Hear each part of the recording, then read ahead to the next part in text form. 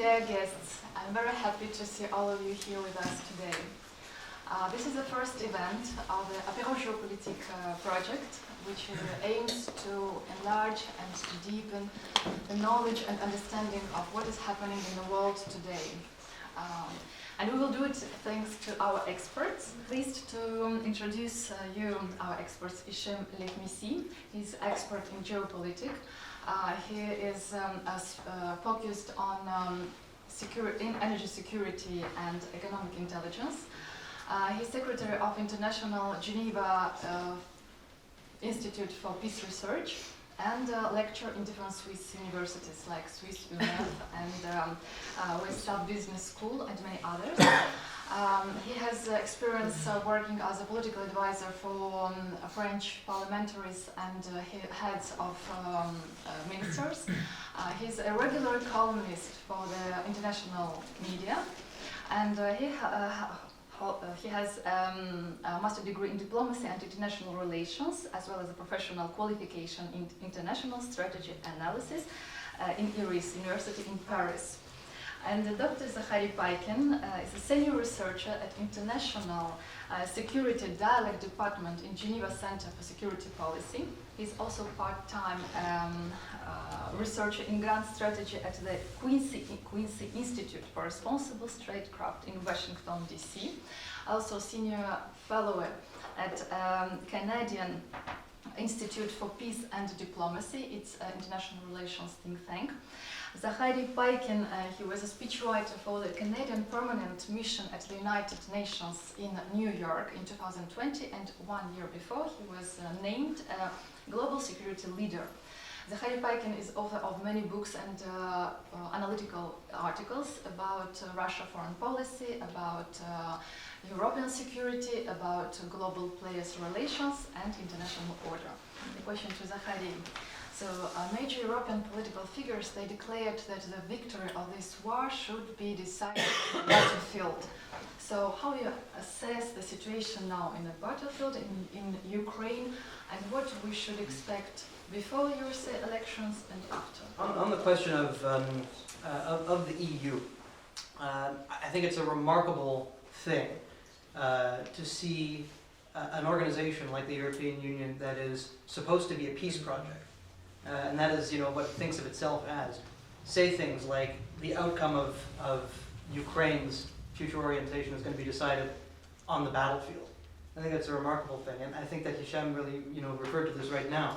So interestingly, that whenever there's a conflict in other parts of the world, like in Africa, our reaction in the West is to sing from the songbook of peace building and to say, oh, there's no military solution, there's only a political solution, we all have to sit down and come together. But when it's our interests that are at stake in Europe all of a sudden, oh, there can be no compromise, it's got to be an 100% military victory on the battlefield.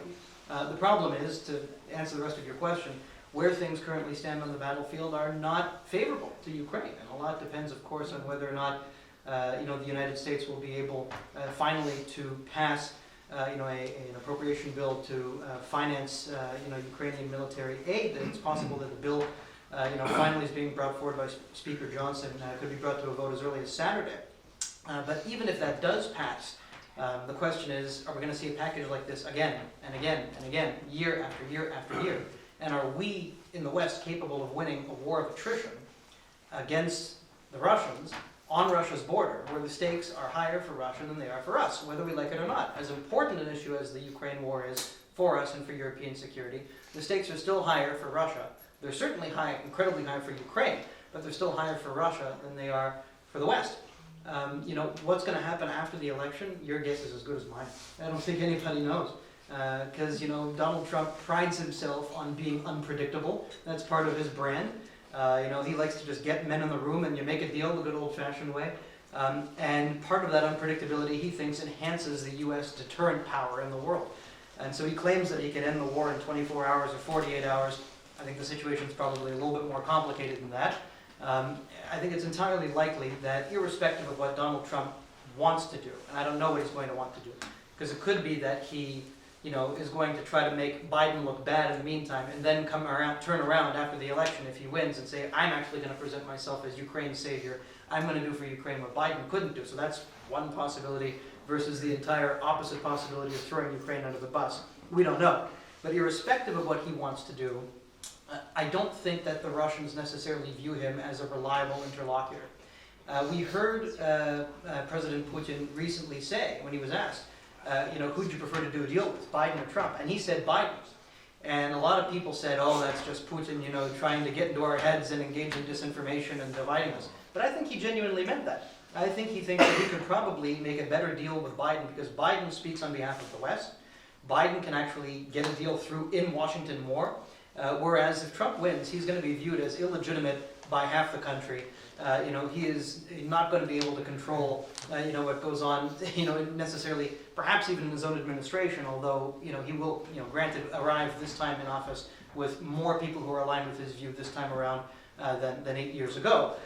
Nonetheless, his ability to operate in Washington is something that is, not as taken for granted as Biden, who's been, in the capital city for half a century now. So for all those reasons, and for the reason as well that Putin remembers Trump's first term in office as not necessarily being pro-Russia at all, I think it's going to be a much more difficult situation than many people expect when it comes to actually being able to not just reach but then implement any deal potentially over the future of Ukraine. And let's think again about the record of the Trump administration in office in the first term. Right? This was an administration that delivered lethal military assistance to Ukraine when President Obama did not do that. It was an administration that was willing to strike Bashar al-Assad, Russia's client in Syria, whereas the Obama administration famously was very hesitant to do that. This was an administration that withdrew from the Open Skies Treaty, withdrew from the Intermediate Nuclear Forces Treaty, INF Treaty, with Russia, and that drove an incredibly hard bargain on the renewal of New START, unlike the Biden administration when Biden came to office. So for all those reasons, again, this narrative that you have based on Trump's tweets and based on allegations of Russiagate, et cetera, that didn't necessarily pan out, there's this perception that Trump was some kind of a Russian stooge. But look at the actual policy record, and this guy drove a hard bargain on a lot of fronts. And for that reason, there's every chance that the United States and Russia will not be able to repair the fundamental issues that have plagued their relations for decades. We are experiencing a very aggressive informational war, hybrid war, sanctions war, and real military war. The question is how this wave of sanctions, which were aimed to destroy Russian economy, influenced Russia and the European Union. Alors, si on parle des conséquences des sanctions, c'est intéressant parce qu'il y a 2 ans, j'avais écrit un rapport qui m'avait été demandé, c'était à l'IRIS, sur justement les effets, c'était une étude prospective sur les effets des sanctions économiques sur la Russie. Alors le rapport que j'ai fait a très très fortement déplu, on l'a mis à la poubelle.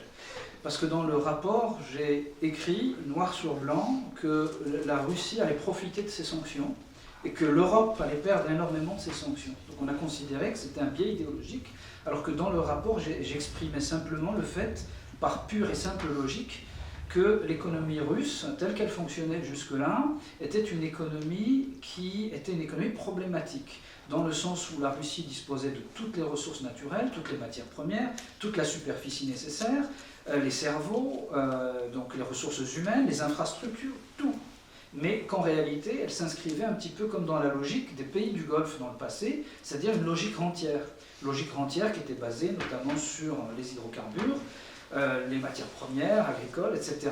Et qu'en fait, la Russie s'était inscrite dans un modèle où, peut-être par, je ne sais pas, insuffisance de volonté politique à un moment donné, en fait, elle n'avait pas réussi à créer un système économique très très performant, alors qu'elle a tout pour le faire. Et ce que je disais, ce que je sous-entendais dans le rapport, c'était de dire que justement, les sanctions allaient avoir un effet extrêmement positif parce qu'elle allait pousser la Russie à réellement développer son économie et connaître une forte croissance. On m'a pris pour un fou. Or, c'est exactement ce qui est en train de se dérouler aujourd'hui. On a une économie russe qui se porte très bien, qui mène une politique de substitution d'importation, c'est-à-dire tout ce qui était importé auparavant d'Europe et des États-Unis.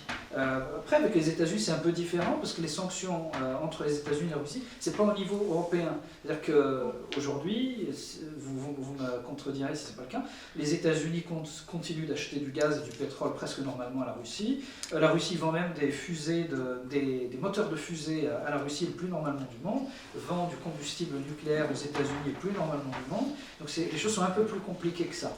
Mais si on revient en tout cas dans le cadre européen, et pour le cas de la France, qui est un des pays vraiment le plus perdant avec l'Allemagne de ces sanctions, eh bien, ce que l'on constate, c'est que là où la Russie achetait en Europe, aujourd'hui elle achète en Asie. Donc les chaînes de valeur ont évolué au profit de l'Asie, et on est dans une situation, et ça je l'avais écrit, qui est une situation paradoxale, où au final la Russie allait subventionner le développement économique et commercial des économies asiatiques, qui allaient prendre justement la place dans le domaine des machines-outils, dans le domaine automobile, dans un certain nombre de domaines, et que la Russie allait servir de facteur X.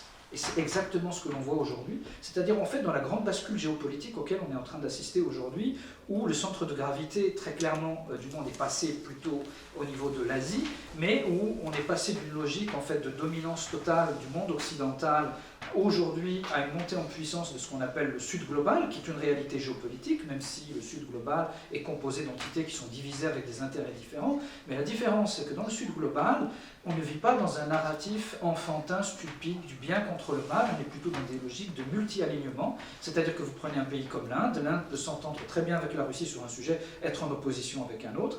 L'Inde peut être en opposition totale avec la Chine sur les questions frontalières, mais la Chine est le premier partenaire économique de l'Inde, etc., etc. Et vous pouvez multiplier ces domaines parce qu'ils sont dans une logique pragmatique. C'est peut-être lié à, comment dirais-je, à l'influence culturelle, la notion de consensus, parce que les sociétés du Sud sont plutôt inscrites dans des logiques de consensus que dans des logiques dites, entre guillemets, libérales, démocratiques.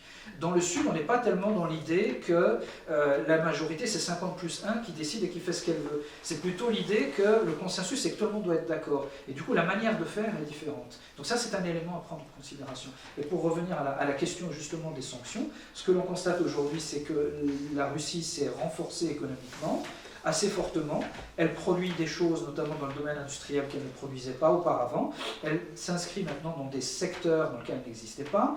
La Russie a pris conscience qu'elle avait un rôle géopolitique et géoéconomique à jouer, et notamment en Afrique, elle le fait, puisqu'elle est en opposition là où auparavant elle mettait un frein, entre guillemets. Et puis ce que l'on constate aussi, c'est que l'Europe, aujourd'hui, ne comprend toujours pas quelle est la grande perdante en fait de ce conflit, parce qu'en réalité, l'Europe est dans une logique de vassalisation. C'est-à-dire qu'on a des élites européennes qui mènent une politique qui n'est pas du tout dans l'intérêt des Européens du point de vue économique, puisqu'on est passé, par exemple, pour l'Allemagne, d'un modèle où on avait l'Allemagne qui avait accès à une énergie pas chère à travers les gazoducs Nord Stream, à une situation où maintenant l'Allemagne doit importer une énergie onéreuse, soit des États-Unis, ou alors soit c'est du gaz GNL russe, qui lui est revendu par l'Inde, ou tenez-vous bien, l'Allemagne achète, la France aussi, du pétrole russe à travers un intermédiaire saoudien. C'est-à-dire que l'Arabie saoudite aujourd'hui est en train de s'enrichir en vendant du pétrole russe à la France et à l'Allemagne. On a quitté le principe pragmatique de réalité parce qu'on a fait du conflit en Ukraine quelque chose qui vraiment dépasse le cadre pragmatique de ce qu'on appelle la guerre qui est dans la continuation de la politique par d'autres moyens. Certes, c'est absolument regrettable et on doit chercher des solutions pour elle, mais aujourd'hui on a l'impression qu'on a des élites qui vivent la guerre pour la guerre dans une espèce de logique de guerre qui ne s'arrêtera jamais, et ça c'est un véritable problème. Zachary, the conflict in Ukraine has affected very much the European security architecture. In which way? For which countries Russia is a threat? It's the first question. And the second, how close we are for the Third World War, and if NATO can be involved in this? Yeah, well, you hear this all the time. If we don't stop Russia and Ukraine, it's going to invade a NATO country next. We don't know if that's true. We have no idea if that's true because no one here in this room is Vladimir Putin. No one is in his head. No one knows what he's going to do next. Everyone in the West likes to pretend like they know exactly what Putin's thinking, exactly what he's going to do next. We don't know, and in fact, he might not even know yet because it depends on how things unfold, and sometimes he likes to make decisions at the last minute. We have lots of anecdotal evidence of this, right? So there are many different countries, irrespective of the actual threat that Russia may pose to them, In terms of intent, first of all, there are capabilities, and these can very much pose a threat, and then there's the perception of a threat. And I think the important thing that we need in order to build a European security order going forward is an acceptance of the legitimacy of all sides' perceptions of security threats, right? Because the perception on the Russian side is, oh, those countries in Central and Eastern Europe, they're just a bunch of Russophobes. That's why they hate us. And the perception, that we were telling the Russians as well is, again, your security concerns, they aren't legitimate, they aren't real, we don't pose a threat to anybody. Well, denying the legitimacy of the other side's security perceptions and security threats, that doesn't get you anywhere. If someone says, I have these concerns, and you say, oh, those concerns aren't important, they're not real, well, of course you're going to end up in a situation where there's going to be a clash at some point. So I think we have to start from the basis that all sides' security concerns are legitimate, that no party should increase its security at the expense of any other party's security, and that applies all ways, right? So Ukraine should not, by attempting to join NATO, try to enhance its security at the expense of Russia's security, but the same applies to Russia. Russia should not take actions to increase its security at the expense of the security of Ukraine or other countries in Central and Eastern Europe. So I think that's an important principle. And are we close to a third world war? I mean, it seems like at the height of the danger, came in the fall of 2022 when we saw a renewal of Russia's nuclear threats after the annexation of those 4 Ukrainian regions. It seems like the temperature has been dialed down a little bit, if only because Russia now believes that it can accomplish its goals in Ukraine through conventional means. But there's any number of possibilities in which, either deliberately or accidentally, there could be some form of escalation, either a form of vertical escalation. So that means, an increase in the intensity of warfare and the types of weapons that are used along a ladder, climbing eventually up to the nuclear level.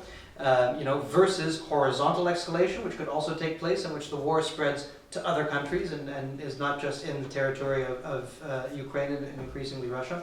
All these things are possible, and the longer the war goes on, the more difficult these escalation dynamics are going to be to control. And all of a sudden, President Macron's statements, that, we can't just sit by idly and do nothing, we have to consider sending our own troops, to Ukraine. I'm sorry, if that happens, then you come very close to nuclear war very quickly.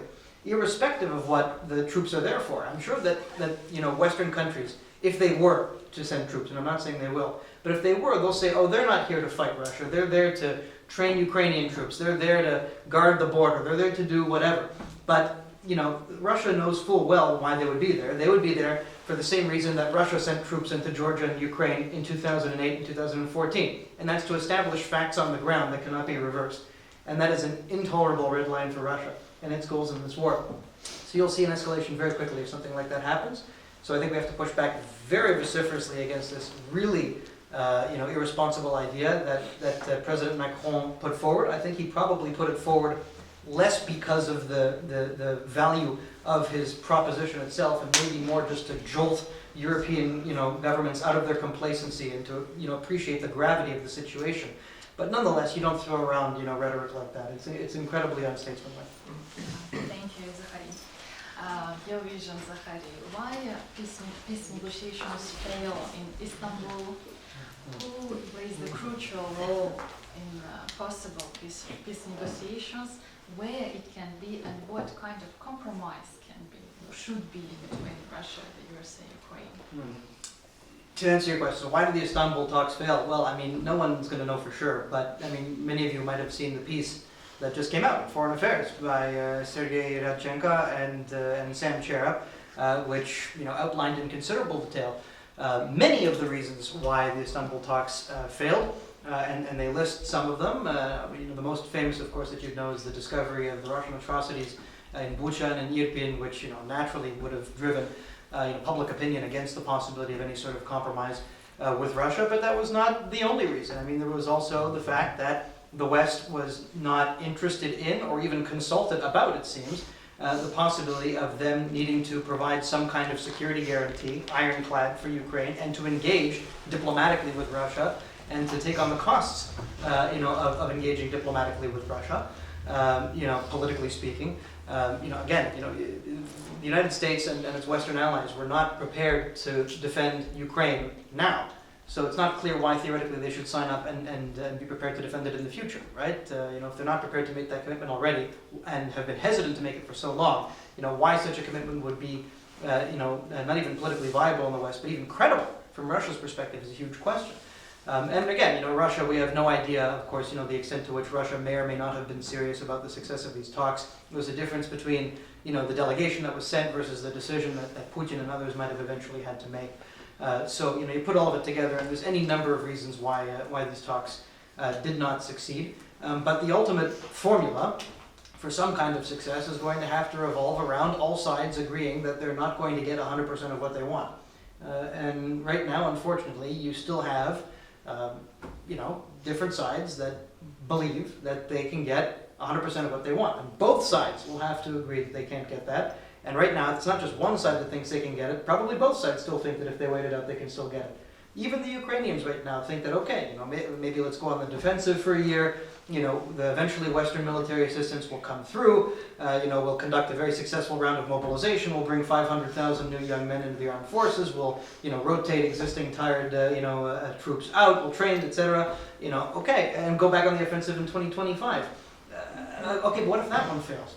And then what, right? So, at some point we have to realize that enough is enough, that we're not going to be able to agree on everything, and some issues are going to have to be shelved.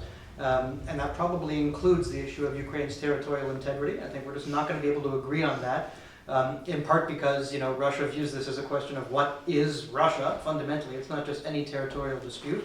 And that doesn't mean that we should not, reiterate the importance of reaffirming the norm of territorial integrity in general. That is a norm that we should reaffirm in principle.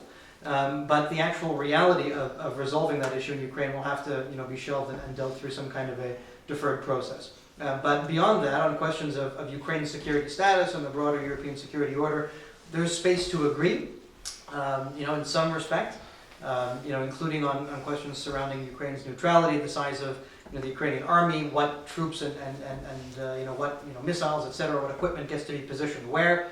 All of that's going to have to be worked out. I think that there's, scope in theory to do that in a way that, allows all sides theoretically to save face. And hopefully, a way to do it would be to establish some kind of, renewed channel or mechanism, for crisis consultations between Russia, and Western countries, so that, these issues don't come to the fore in the way that they did, on the 24th of February, 2022. What stuns me is that, despite the fact that so many other regions claim to use the European security order as a model for how they should, develop their own regional security orders, there actually was no crisis consultation mechanism specifically for that purpose in Europe on the eve of the war in Ukraine, right? What did we see happen? We saw a series of talks take place. First, we saw the special strategic stability dialogue take place between the U.S. and Russia. Okay, that's a nice, place to talk. But again, focused specifically on strategic stability issues, which were not at the core of Russia's major demands at the time, which concerned Ukraine's, security orientation rather than broader issues of strategic stability, which Russia was happy to talk about, but is a peripheral issue in comparison to these more specific and core normative issues. Then we saw a meeting of the NATO-Russia Council where, it's 30 and now 32 against 1. Again, very nice to have, a mechanism for dialogue there, but at the end of the day, when NATO takes a decision, Russia's not there and doesn't have a veto over that decision. And, you could say that Russia is, invited to the hors d'oeuvres, but they're not really invited to the dinner. Another person once put it like this, that, even if you're invited into a club's bar and you're allowed to have soft drinks from time to time, if they don't actually let you become a member of the club, you're not going to be enamored with the club, right? And so you have the third thing that took place, in sequence in the lead up to the war, which was a meeting of the OSCE. And again, very unwieldy, 57 countries, it proceeds by consensus, everyone's got a veto, no matter how big, no matter how small. And Russia is consistently outvoted because, unlike during the Cold War, where you had the Warsaw Pact, NATO, and the non-aligned states that were all in relative balance with one another, in the post-Cold War Europe, you have a situation where NATO and EU members, or aspiring NATO and EU members, are the overwhelming majority of the OSCE. And so in all three of these mechanisms, there was no real flexible, nimble, crisis consultation mechanism that could actually, try to avert situations from getting out of control in instances like, for example, like we saw in 2013, 2014, where there was sort of this, structural, accidental clash in which gravities were moving up against each other, versus even what we saw in 2022, which was not an accidental clash, it was a deliberate invasion of a sovereign country. But nonetheless, had there been an opportunity to have some kind of mechanism where automatically the Russians are there, the Americans are there, key stakeholders in Europe are there, and can make decisions without getting bogged down in this sort of public-facing, social media politics that we have today. I think the situation, might not have been resolved. Who knows? But there would have been more opportunities to address it in a flexible manner than we ended up seeing. They were on the right side of an issue, right? Like in the case of the Iraq War, it turns out that they were on the wrong side of that issue. But finally, this is an instance where the West seemed to be on the right side of the issue. And then October the 7th happened. And the Western response to October the 7th, rammed home the perception to many countries in the global South that Ukraine is not a universal, moral, just cause. It is just a geopolitical conflict like any other, and it is a geopolitical side that is backed by the West, just like Israel is backed by the West. And the West will back client states, when it aligns with international norms, great, but if it doesn't align with international norms, also great. The West is a geopolitical actor, and all of its moral preening about norms and rules and values is actually just a smokescreen. And so this shows really just how damaging it is for the West's position in the world, when it adopts this position based on moral grandstanding and based on trying to get countries to choose sides, when lots of countries, in the global South who are still developing economically not only do not want to choose sides, but cannot afford to choose sides if they want to keep the lights on. Look, the West is incredibly resourceful, incredibly rich. If it wants to compete with Russia and China, it has ample resources to do so. But by taking the moral high ground, it's an own goal to some extent. It's a self-inflicted wound, and it only exposes the instances in which there is, perceived hypocrisy. Again, rightly or wrongly, there's lots of counter arguments out there where people might choose to defend the morality of the Western position, and that's fine. But perceptions matter in international relations, and when there is a perceived double standard, when there is a perceived hypocrisy, that matters as well. Let's talk the language of interests, right? The language of interests is a language that the rest of the world understands. It can allow us to get off of our moral high horse, but that's fine, because the moral high horse worked for us when the world was unipolar, when we could set the terms of international order unilaterally. That's no longer the case today. It's not going to be the case tomorrow. The world is becoming more and more multipolar, and so the way to compete, if the West does not want to be sidelined, is to adopt a different approach. And it's one that needs to take the concerns of so much of the rest of the world seriously. And the way to win over so many of these countries is to understand the legitimacy of those countries to engage with Russia and with China sometimes in the pursuit of different interests. Because if we actually if we actually tell them, there's a binary choice, we may not actually like the choice that they end up making in many cases. Thank you. And about scenarios in the Middle East and Ukraine, what do you think, what we should expect in 1-2 years? 1 or 2 years. I mean, look, it's a long way off. I'm still trying to figure out what I'm going to have for dinner tonight. But I don't think I can make a prediction about in 1 or 2 years. I mean, look, we saw what happened in the Middle East over the weekend. It's entirely possible now that we're heading towards a regional conflict in which what has been going on for 6 months in Gaza is somewhat of a geopolitical sideshow in comparison to the risks of a direct Israeli-Iranian clash, right? If there's any possibility, I mean, it could be that tit-for-tat escalation will continue. It could be that, Israel will respond in a way that is symbolic and limited and will allow, Gaza to take center stage again. I can't predict, what's actually going to happen and how it's going to play out. And the same goes for Ukraine. There's any number of different possibilities of how that's going to play out. We can talk about a range of possible options, but, the precise configuration remains to be seen. I think one thing to keep your eye on, obviously, is the extent to which the United States will remain, stuck in a quagmire in both of these regions, in both Europe and in the Middle East, and less able to deploy resources to Asia. Because as tensions continue to mount in Asia, this will leave the United States in a position where it may have to make difficult choices about where to deploy resources to respond to a potential contingency, for example, in the Taiwan Strait. A good metaphor that I heard once is that U.S. security guarantees for its allies are like a run on the banks. right? You know, the bank doesn't have all of your money at the same time. So if everyone tries to take out all of their money at the same time, it doesn't work, right? So if everyone tries to cash in their security guarantees from the United States at the same time, it doesn't work. And so if you end up in that situation, it could be incredibly problematic for the United States, and the US is going to have to, you know, make certain decisions ultimately. So that's one thing that, you know, on the horizon of 1, 2, also 5 years, we can keep an eye on. But how it's precisely going to play out is anybody's guess. Thank you, Zachary. The same question to you, Hicheme. Yeah, so about the tension in the Middle East, how these conflicts are connected, and what do you see? What scenarios you see in the near future? About the Middle East, the Middle East. How they connect? Is they connected, the two wars, and how you see the development of the alors, c'est une question qui est difficile. Et en quoi les conflits sont liés? Ce qui est malheureux aujourd'hui, c'est qu'en fait la conflictualité mal traitée, mal gérée, pour laquelle nous n'apportons pas de solution en Ukraine, donne l'impression que, comme par un espèce d'effet domino invisible, en fait, d'autres conflictualités sont en train d'émerger, comme si on encourageait en fait à la guerre un petit peu partout. Et les foyers de tension sont nombreux. On a ce qui se déroule au Moyen-Orient, malheureusement, à Gaza, et la confrontation entre Israël et l'Iran, qui est une confrontation qui est très sérieuse, parce qu'on a une possible guerre de missiles. Il ne faut pas regarder ce qui s'est passé ce week-end, c'était qu'une démonstration qui visait juste à rééquilibrer symboliquement les choses. Et ce que dit Zachary est très juste, c'est-à-dire que sur la suite, il faudra voir quelle sera la réaction d'un acteur ou d'un autre. C'est-à-dire, est-ce qu'on reste dans le jeu symbolique, on considère qu'il y a équilibre des forces, ou bien on rentre dans une surenchère.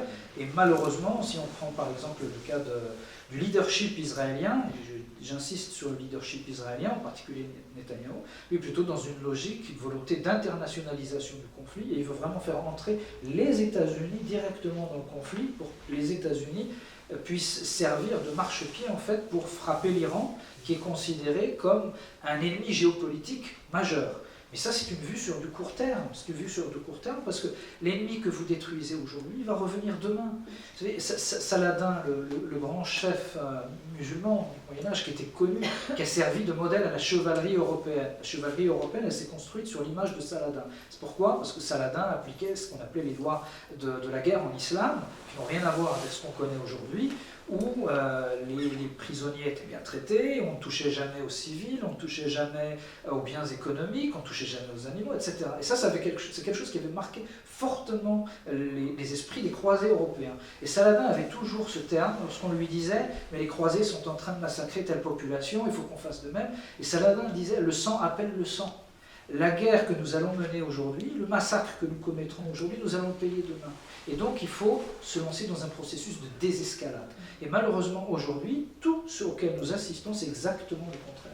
C'est aujourd'hui même, ce sont même plutôt des nations, des peuples, des régimes, parfois même autoritaires du Sud, qui appellent à la désescalade, qui appellent à la sagesse. C'est quelque chose d'absolument édifiant ce qu'on est en train de vivre aujourd'hui. On est en train de vivre aujourd'hui une situation d'espèce de crise morale internationale où on a ce qu'on appelle l'Occident qui s'est toujours paré de cette supériorité intellectuelle, cette supériorité morale, cette supériorité civilisationnelle entre guillemets. Je parle des 2 derniers siècles.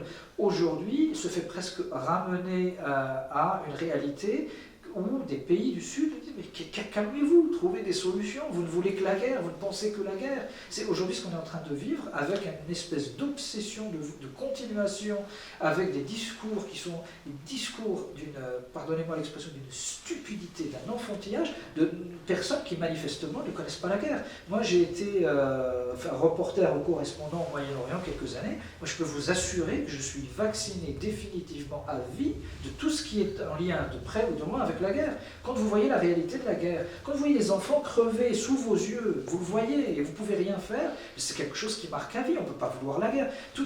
Le mot guerre, pour moi, c'est un gros mot, enfin, même s'il y a une dimension politique derrière, mais aujourd'hui, ce qu'il se passe, moi, dont l'impression que j'ai, c'est que nous avons des élites qui sont tellement déconnectées de ces réalités, qui se croient dans des espèces de jeux vidéo où on peut mener une guerre entre guillemets, par procuration en envoyant d'autres mourir à notre place. Ce qui se passe aujourd'hui en Ukraine, bien fait qu'on a perdu toute la sagesse nécessaire et tout le recul nécessaire pour trouver des solutions. Et pour répondre à votre question sur les liens qui existent, moi je pense qu'aujourd'hui on est dans une situation où est mise en avant une espèce de culture de guerre et où la guerre en fait appelle la guerre, et à défaut d'avoir des intellectuels qui prennent leurs responsabilités, des sociétés civiles qui s'engagent parce que les politiques sont démissionnaires et sont criminels, eh bien je pense qu'on n'aura pas de véritable solution. Et aujourd'hui c'est vraiment aux sociétés civiles d'aller d'avant. On ne veut pas de solution pour l'Ukraine, mais il faut que les sociétés civiles s'engagent et fassent le travail que les diplomates européens, que les diplomates russes, américains ne sont pas capables de faire, parce que sinon on va droit dans le mur. Et comme l'a dit Zachary tout à l'heure, on est extrêmement proche d'un conflit nucléaire, et je pense qu'on n'a pas conscience de la gravité dans laquelle nous nous trouvons aujourd'hui. I have a topic about the USA elections and the future dollar system in September, but our next topic will be Iran and Israel in May. I think that we have enough dose of geopolitics for today, and now we invite you to taste excellent Moldovan wines. Please welcome. Thank you very much for your attention.